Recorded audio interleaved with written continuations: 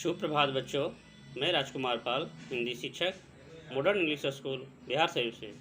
प्यारे बच्चों, आज हम आप लोग को वर्ग 6 पाठ प्रथम पूरक पाठ्य पुस्तक, जिसे हम बाल रामो कथा भी कहते हैं, ठीक है, उस पाठ से संबंधित मैं पाठ प्रथम का अवधपुरी में राम के बारे में बताना जा रहा हूँ। ठीक है, अब आइए इस पाठ को अच्छी तरह से सुनने एवं समझने का प्रयास करेंगे। पाठ का नाम है अवधपुरी में राम। इस पाठ में राम और राजा दशरथ के बारे में बताया गया है। क्या थे, कैसे थे और अयोध्या नगरी कैसी थी, उसके बारे में विस्तार से बताया गया है। ठीक है बच्चों, तो मैं पाठ को शुरू करता हूँ। कहता है, यह कथा है, कहाँ का है? अवध का है और बहुत पुरानी है। अवध में सरयू नदी के किनारे एक अति सुंदर नगर था। अवध में सरयू नदी के किनारे एक सुंदर नगर था जिसका नाम था अयोध्या। ठीक है, अयोध्या सही अर्थों में देखने के लायक था, दर्शनीय था। भव्यता जैसे उसका दूसरा नाम है। भव्य यानी विशाल, वहाँ की सारी भवनें विशाल थी। अयोध्या में केवल राजमहल ही नहीं था, उसको एक एक इमारत आलीशान था। आम लोगों के घर भव्य थे, सड़कें चौड़ी थी, सुंदर बाग बगीचे, पानी से लबालब भरे सरोवर यानी तालाब, खेतों में लहराते हरियाली, हवा में हिलते फसल सरयू की लहरों के साथ खेलती थी। अयोध्या नगरी, अयोध्या हर तरह से संपन्न नगरी थी। संपन्नता कोने कोने में अंत तक बिखरी हुई थी, यानी दुखी नाम को उस नगरी में कोई चीज़ नहीं था। सभी सुखी थे, सब समृद्ध। दुख और विपन्नता को अयोध्या का पता ही नहीं, मालूम कि क्या दुख होता है। या उन्हें नगर का सीमा में प्रवेश की अनुमति नहीं थी। किसको? दुख को। पूरा नगर विलक्षण था, अद्भुत और मनोरम से भरा पड़ा था। उसे ऐसा होना ही था। वह कौशल राज की राजधानी थी। कौन? अवध। अवध जो था वो कौशल राज की राजधानी थी। राजा दशरथ वहीं रहते थे। दशरथ, उनके राज्य में दुख का भला क्या काम। राजा दशरथ कुशल योद्धा और न्यायप्रिय शासक थे। महाराज अज के पुत्र। कौन? राजा दशरथ थे, वज के पुत्र थे। महाराज रघु के वंशज थे। कौन? राजा दशरथ। रघुकुल के उत्तराधिकारी। रघुकुल की रीति नीति का प्रभाव हर जगह दिखाई देता था। सुख समृद्धि से लेकर बात व्यवहार तक लोग मर्यादा का पालन करते थे, सदाचारी थे। पवित्रता और शांति हर जगह थी। नगर में भी और लोगों के मन में भी सदाचारी का ही भाव था। राजा दशरथ यशस्वी थे, उन्हें किसी चीज़ की कमी नहीं थी। रोज सुख था, राज सुख था, कमी होने का प्रश्न नहीं था। लेकिन उन्हें एक दुख था। क्या दुख था? अब देखिए आगे क्या होता है। छोटा सा मन के कोने में छुपा हुआ था, वह रह रह कर उभर आता था। उन्हें सालता था, यानी खलता था उनके मन में, विचारों में। क्या खलता था? मुझे उनके पास कोई एक पुत्र की प्राप्ति नहीं थी। इस बात को लेकर उनके मन में बार बार खलता रहता था, दुखित होते थे। उनकी कोई संतान नहीं थी। आयु लगातार बढ़ती जा रही थी। उनकी 3 रानियां थी,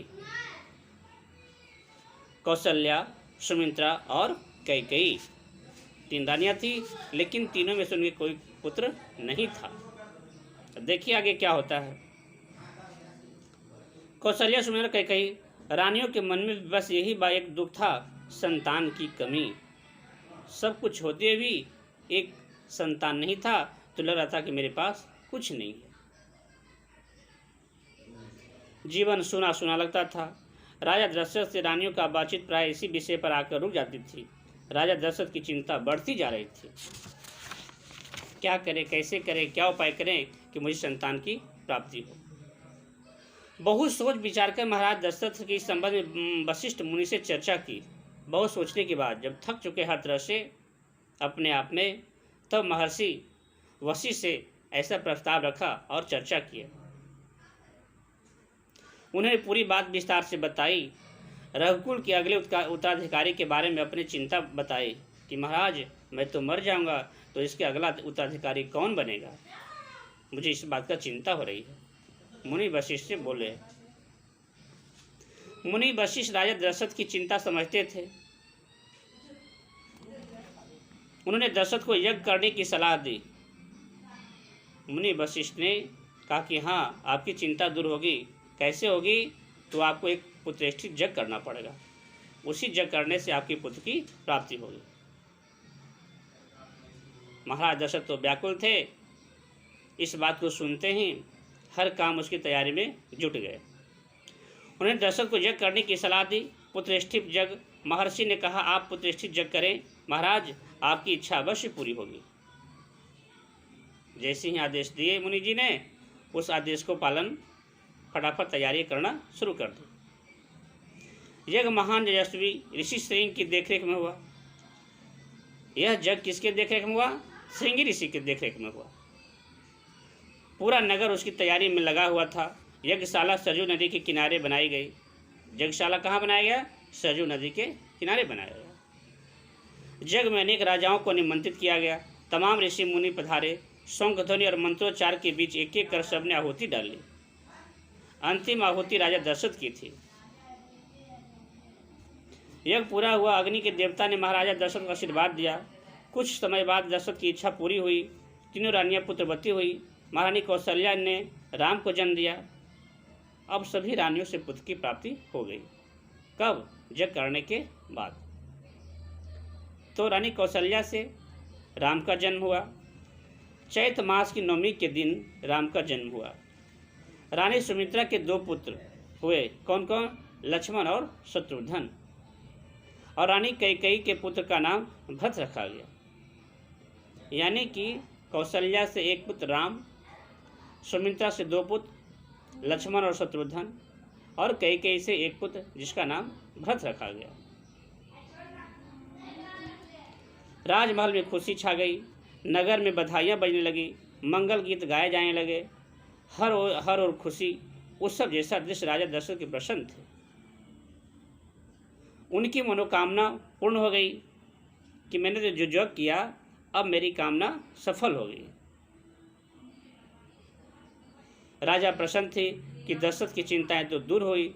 नगर में बड़ा समारोह आयोजित किया गया धूमधाम से। आयोजन में दूर दूर से लोग आए। राजा दशरथ सबको पूरा सम्मान दिया। उन्हें कपड़े, अनाज और धन देकर विदा किया। राजा दशरथ की जब मनोकामना जब पूर्ण हुई तो सभी आगंतुक जो लोग आए थे उनको सारे धन देकर, कपड़े देकर और उन्हें विदा किए। चारों राजकुमार धीरे धीरे बड़े हुए। वे बहुत सुंदर थे, सुदर्शन। साथ खेलने निकलते तो लगता लोग उन्हें देखते रह जाते। आंखों उनसे हटती नहीं थी। जब चारों खेलते थे लोग देखने वाले देखते ही रह जाते थे। आंखों उनसे हटती नहीं थी। चारों भाइयों में आपस में बहुत प्रेम था। वे अपने बड़े भाई राम की आज्ञा मानते थे। खेल कूद में लक्ष्मण प्राय लक्ष्मण के साथ रहते। भरत और शत्रुघ्न एक अलग जोड़ी थी। यानी राम लक्ष्मण एक साथ और भरत शत्रुघ्न की जोड़ी एक साथ रहता था। और बड़े होने पर राजकुमारों को शिक्षा दीक्षा के लिए भेजा गया। उन्होंने कुशल और अपनी विद्या में दक्ष गुरुजनों से आज्ञा अर्जित किया। शास्त्रों का अध्ययन किया। शस्त्र विद्या सीखी। चार राजकुमार कुशाग्र बुद्धि थे। जल्द ही सब विद्याओं में पारंगत हो गए। राम इसमें सर्वोपरि थे। उनमें कई अन्य गुण भी थे। विवेक, शालीनता और न्यायप्रियता थी। इसमें राम में राजा दशरथ को राम सबसे अधिक प्रिय थे। ज्येष्ठ पुत्र होने के कारण और इन मानवीय गुणों के कारण भी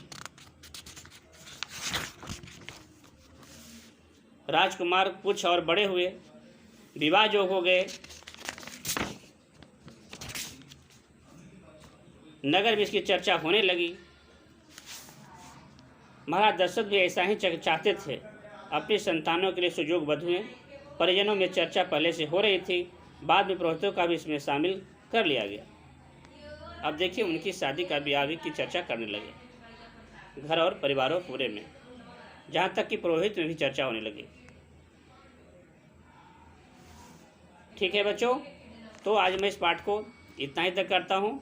फिर मैं विशेष अगले वीडियो के माध्यम से मैं बताऊँगा। आप इस वीडियो को अच्छी तरह से देखेंगे, सुने एवं समझने का प्रयास करें। ये बातें बहुत ही महत्वपूर्ण बातें हैं। ठीक है बच्चों, इसे समझने का प्रयास करें। धन्यवाद।